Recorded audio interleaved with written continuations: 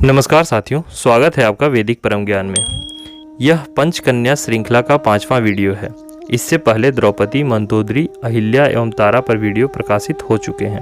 अगर आपने उन वीडियो को नहीं देखा है तो कृपया हमारे चैनल पर जाकर उन वीडियोस को देखें। इस वीडियो में हम 5वीं पंचकन्या कुंती के बारे में जानेंगे। यदुकुल में एक महाप्रतापी राजा हुए सूरसेन। उनकी पत्नी का नाम था मरीसा, जो नाग कुल की कन्या थी। सूरसेन के एक फुफेरे भाई थे कुंती भोज, जो कुंती प्रदेश के स्वामी थे। वे निसंतान थे। इसी कारण सूरसेन ने यह प्रतिज्ञा की कि अपनी पहली संतान को वो कुंती भोज को प्रदान करेंगे। सूरसेन की पहली संतान एक पुत्री हुई जिसका नाम था पृथा। प्रण के अनुसार सूरसेन ने पृथा को कुंती भोज को दे दिया। इस प्रकार पृथा कुंती भोज की दत्तक पुत्री कहलाई और आगे चलकर उन्हीं के नाम पर उनका नाम कुंती पड़ा। पृथा के बाद सूरसेन के 14 पुत्र हुए, जिनमें सबसे बड़े थे वसुदेव। इन्हीं वसुदेव के पुत्र के रूप में श्री कृष्ण अवतरित हुए और उन्हीं के नाम पर वसुदेव कृष्ण कहलाए। इस प्रकार कुंती श्री कृष्ण की बुआ थी। पृथा को गोद लेने के बाद कुंती भोज को एक पुत्र भी प्राप्त हुआ, जिसका नाम विशारद रखा गया। तो इस प्रकार पृथा कुंती भोज के लिए बहुत ही शुभ संयोग लेकर आई। कुंती भोज ने सदैव पृथा को अपनी पुत्री ही समझा और उसमें विशारद में लेश मात्र भी अंतर नहीं किया। महाभारत युद्ध में विशारद ने अपनी बहन का साथ दिया था और पांडवों की ओर से लड़े थे। युद्ध के 8वें दिन उनकी मृत्यु दुर्योधन के हाथों हो जाती है। बचपन से ही कुंती के मन में साधु महात्माओं के प्रति बड़ा सम्मान था। एक बार अत्रि पुत्र महर्षि दुर्वासा कुंती भोज के राज्य में पधारे और कुछ काल तक वहीं रुके। उस समय कुंती ने महर्षि दुर्वासा की बड़ी सेवा की। उनकी सेवा से प्रसन्न होकर महर्षि दुर्वासा ने उनसे कोई वरदान मांगने को कहा। तब कुंती ने उनसे कहा कि उन्हें कोई ऐसा वरदान दें जो उनके भविष्य में काम आए। महर्षि दुर्वासा तो त्रिकालदर्शी थे। वे जानते थे कि भविष्य में कुंती के पति संतानोत्पत्ति में सक्षम नहीं होंगे। इसी कारण उन्होंने कुंती को अथर्ववेद की एक परम गोपनीय मंत्र प्रदान की, जिसके प्रभाव से वे किसी भी देवता का आह्वान कर उनसे पुत्र प्राप्त कर सकती थी। कुछ समय के बाद एक दिन कुंती भगवान सूर्य नारायण को अर्घ्य दे रही थी। तभी उनके मन में यह विचार आया कि उस मंत्र की परीक्षा करके देखते हैं कि वो वास्तव में कार्य करता भी है या नहीं। यही सोचकर उन्होंने मंत्र पढ़कर सूर्यदेव का आह्वान किया। मंत्र के प्रभाव से तत्काल सूर्यदेव कुंती के समक्ष प्रकट हुए और उसे पुत्र प्रदान करने को उद्यत हो गए। अब कुंती बहुत घबराई, क्योंकि वो कुंवारी थी और उसका विवाह नहीं हुआ था। उन्होंने सूर्यदेव से कहा कि उसने केवल मंत्र की परीक्षा के लिए उनका आह्वान किया है, किंतु सूर्यदेव महर्षि दुर्वासा के वरदान को फलीभूत किए बिना नहीं जा सकते थे।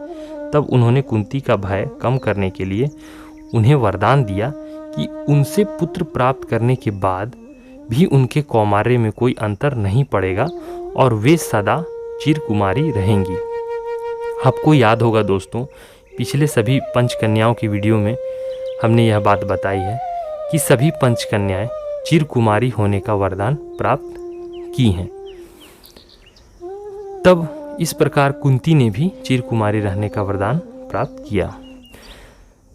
कुंती ने सूर्यदेव की कृपा से गर्भ धारण किया।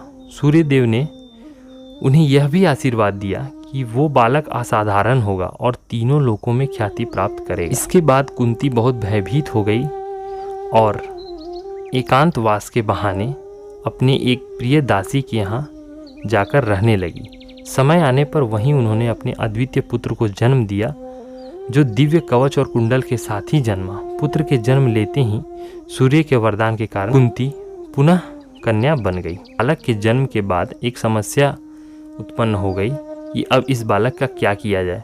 चूँकि कुंती विवाहित नहीं थी, अतः लोक लाज के भय से उन्होंने उसे त्यागने का निश्चय किया और उन्होंने उस बालक को एक टोकरी में रखकर नदी में बहा दिया और सूर्यदेव से प्रार्थना की कि वह उनकी रक्षा करें। वही बालक बहते बहते हस्तिनापुर के निकट जा पहुंचा, जहां एक सारथी ने उस बालक को नदी से निकालकर अपने घर ले आया और उसके कोई पुत्र नहीं होने का उसका पालन पोषण किया। कुछ समय बाद कुंती भोज ने अपनी पुत्री का स्वयंवर करवाया, जहां देश भर से राजा महाराजा पधारे थे।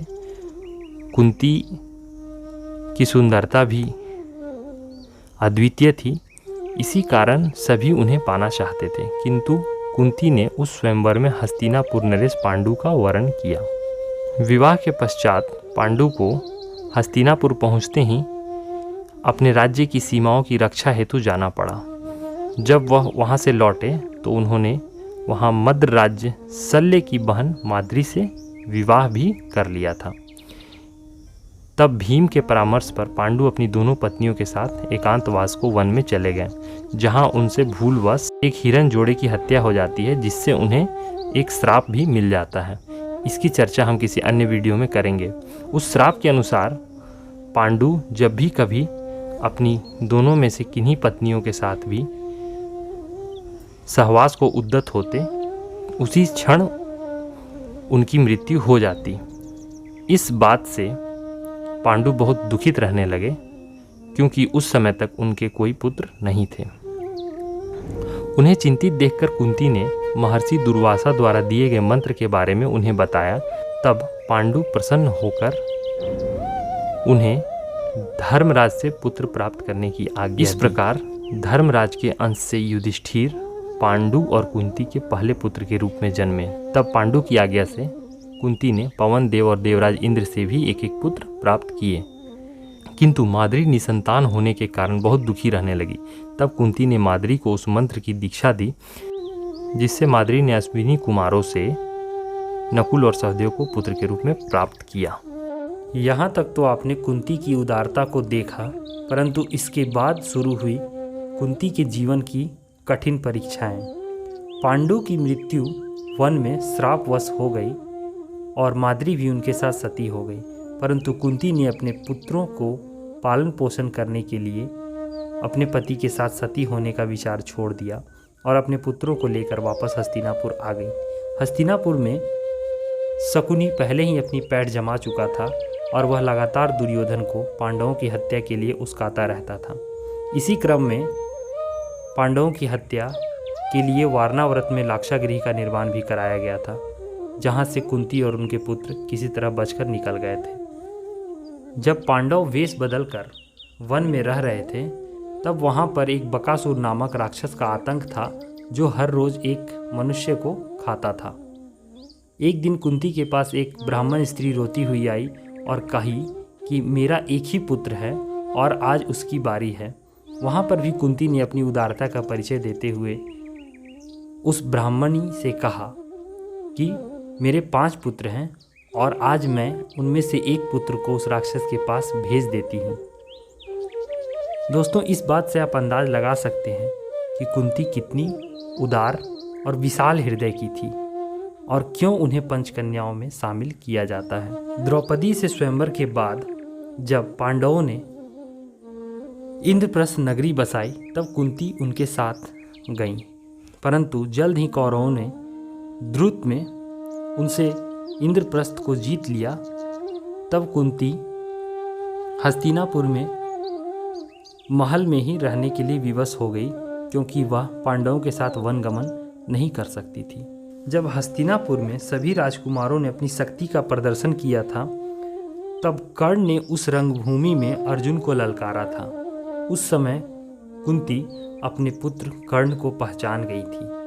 वह उनसे कभी नहीं मिली, परंतु हमेशा उनकी चिंता करती थी।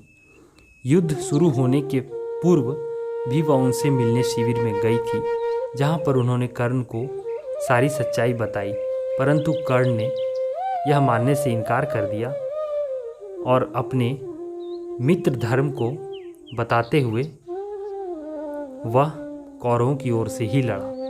कर्ण की मृत्यु के पश्चात कुंती के विलाप का भी वर्णन आता है, जिसके पश्चात पांडवों ने यह जान लिया था कि कर्ण उनके बड़े भ्राता थे। इस पर क्रोधित होकर युधिष्ठिर ने समस्त नारी जाति को यह श्राप भी दिया कि आज से वह कोई भी राज अपने पेट में नहीं छुपा के रख सकती हैं। महाभारत के युद्ध के समाप्त हो जाने के बाद भी कुंती ने धृतराष्ट्र और गांधारी के साथ ही रहने का निर्णय लिया और वह अंतिम क्षणों तक उनके ही साथ रही। जब धृतराष्ट्र और गांधारी संजय के साथ वन को जा रहे थे तब कुंती भी उनके साथ गई। एक बार धृतराष्ट्र वन के भीषण आग में फंस गए जहाँ पर गांधारी भी उनके साथ थी, अतः उन दोनों के साथ कुंती भी उसी आग में जलकर मृत्यु को प्राप्त हो गई। इसके पश्चात संजय बहुत दुखी हो गए और तप करने के लिए हिमालय की ओर चल पड़े। कुंती और धृतराष्ट्र एवं गांधारी के अंतिम संस्कार हेतु नारद जी ने युधिष्ठिर को सूचना दी थी, जिसके पश्चात युधिष्ठिर अपने समस्त भ्राताओं के साथ आकर उनका तर्पण करते हैं। तो दोस्तों, यह थी पंचकन्या कुंती की कहानी, जिनकी ममता, उदारता और जीवन भर संघर्ष की एक अमिट कहानी। आपको माता कुंती की यह जीवनी कैसी लगी कमेंट्स में लिखना ना भूलें, और अगर वीडियो पसंद आया हो तो इसे लाइक और शेयर ज़रूर करें ताकि ज़्यादा से ज़्यादा लोगों तक यह जानकारी पहुँचे। धन्यवाद।